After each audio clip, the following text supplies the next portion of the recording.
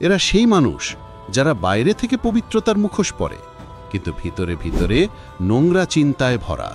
অন্যের সুখে আগুন জ্বলে তাদের মনে।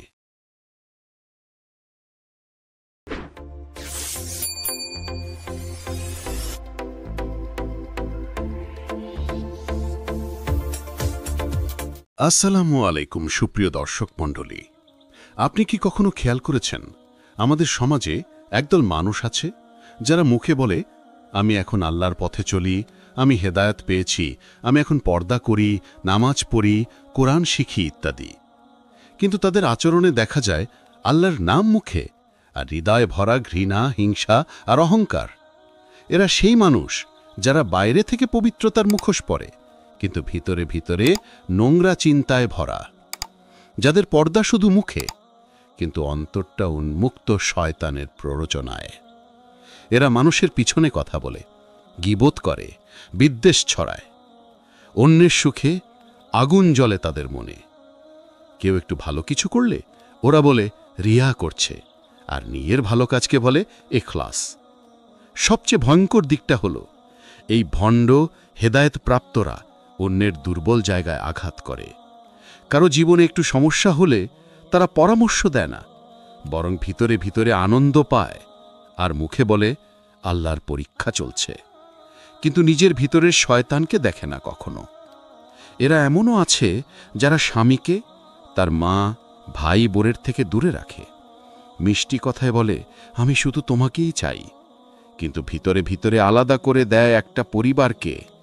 এরা বুঝে না আসল হেদায়েত মানে শুধু পর্দা নয়, শুধু দাড়ি রাখা নয়, শুধু নামাজে দাঁড়ানো নয়। হেদায়েত মানে হচ্ছে আপনার আচরণে, কথায়, চিন্তায় মানুষকে কষ্ট না দেওয়া, আপনার কথা দিয়ে কারো মন না ভাঙা। এটাই আসল ইসলামের অন্যতম পরিচয়। রাসূলুল্লাহ সাল্লাল্লাহু আলাইহি ওয়াসাল্লাম বলেছেন, যার জিহ্বা থেকে মানুষ নিরাপদ নয়, তার ঈমান সম্পূর্ণ নয়। তাহলে ভাবুন, যে মানুষ অন্যের পিছনে কথা বলে, মানুষকে কষ্ট দেয়, বিভেদ ছড়ায়, সে আসলে কার পথে চলছে? আপনি যদি সত্যিই হেদায়েত পান, তবে আপনার মুখ নরম হবে, আপনার আচরণ হবে কোমল, আপনার হৃদয়ে আসবে পবিত্রতা। আমরা সবাই মানুষ, ভুল করি, কিন্তু ভয়টা সেখানে নয়। ভয়টা সেখানে যেখানে মানুষ নিজের ভুলকে পবিত্রতার মুখোশে ঢেকে ফেলে, নিজেকে ধার্মিক বলে ঘোষণা দেয় আর অন্যকে ছোট করে দেখে। সুপ্রিয় দর্শক ভাই ও বোনেরা, হেদায়েত মানে পরিবর্তন, আর সেই পরিবর্তন যদি আপনার আচরণে না আসে, তবে সেটা কেবলই নাটক। আল্লাহ কাউকে ঠকান না, আপনি শুধু নিজেকেই ঠকাচ্ছেন। হেদায়েত মানে হৃদয়ের পরিবর্তন, মুখোশের নয়।